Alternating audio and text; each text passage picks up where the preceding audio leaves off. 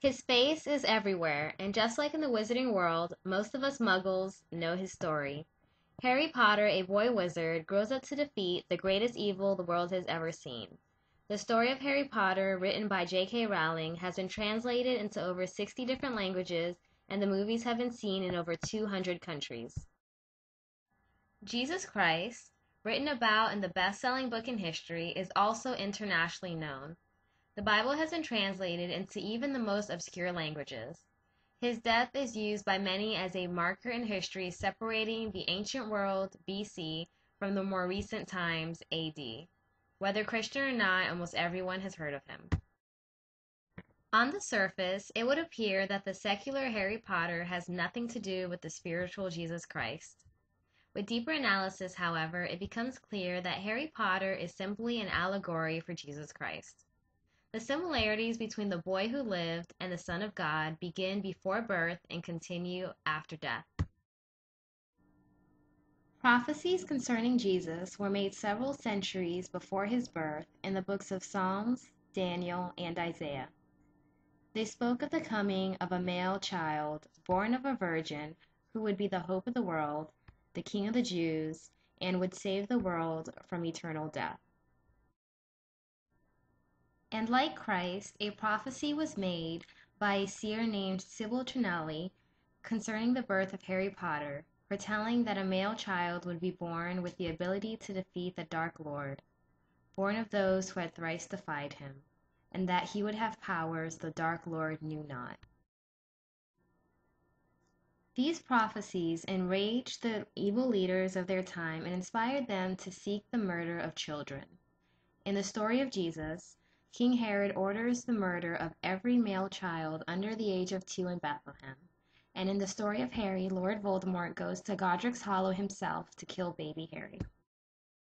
In both of these stories, the lineages of their parents are a bit lopsided.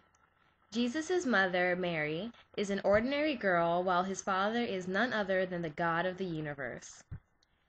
Harry's mother Lily is also of ordinary birth, born of muggles, while his father James is from one of the purest wizarding families. Because of the people who seek their lives, they must go into hiding.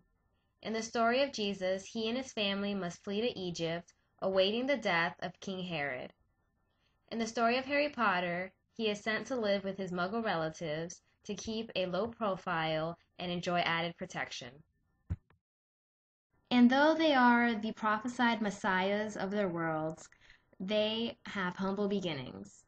Jesus was born in a manger near the pigs and the livestock, and Harry was raised in a cupboard under the staircase of his aunt and uncle's home so that no one would see him and the freak that he was. They are even represented by the same symbols. In the Bible, Jesus is referred to as the Lion of Judah because of his lineage, and Satan is symbolized as a snake in the Garden of Eden. Harry is sorted into Gryffindor, while Voldemort is the most famous graduate of the House of Slytherin and has the ability to speak Parseltongue and has a giant pet snake. As their popularity grew, they quickly found that there were certain people who just didn't like them. For Jesus, it was the Sadducees and the Pharisees who were constantly questioning him to try to get him to break Jewish law. For Harry, it was Severus Snape, Draco Malfoy, and the Slytherins in general. Because of who they were expected to only associate with the creme de la creme of their societies. Instead, Jesus hung out with the thieves and the prostitutes and the lepers, and Harry chose to associate with house elves and werewolves and people who are generally considered misfits in the wizarding world. Their lives were not about being carefree, but are burdened by the knowledge of their impending deaths. Jesus knows the timing and manner of death that he must face, and Harry is also told that in the end he must face death. Though neither men are particularly excited about their deaths, they both understand its importance and accept their fate. Before his crucifixion, Jesus states that no one was taking his life, but rather that he was laying it down. Jesus is described as going to his death like a lamb to the slaughter. Scriptures state that Jesus chose to lay his life down for the salvation of the world by taking their sins upon himself. Likewise, Harry sacrifices himself for his friends, knowing that he is the last Horcrux standing in the way of Voldemort's death.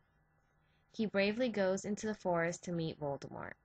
He has no intention of fighting back because he knows that the lives of his friends depend entirely on his death. Death is not the end for either Jesus or Harry.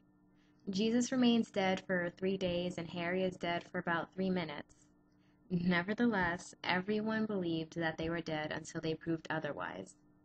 Jesus by walking out of his tomb, and Harry by jumping out of Hagrid's arms and sending a curse toward Nagini. The result is that death is defeated. According to the scriptures, Jesus defeats death through his resurrection and ability to grant eternal life. Similarly, Harry defeats death by greeting it as an old friend instead of fighting it, and then by beating Lord Voldemort. Both men lived with a purpose and died for a cause. The grand narrative of both the Gospels and Harry Potter is that love triumphs over evil. It is love that compels Jesus to die for the world. It is the love of Lily Potter's sacrifice that allows Harry to live, and it is, once again, love that compels Harry to die for the Wizarding world. The Harry Potter series is by no means revolutionary. It is brilliantly written, to be sure, but no one would accuse it of pushing the envelope. What Harry Potter does offer is a fresh perspective on a story that has been told for generations. It offers the story of Christ behind round glasses and a lightning bolt scar. I personally love the Harry Potter series and literally grew up with the characters. I believe that Harry Potter is a work of literature and a successful one at that.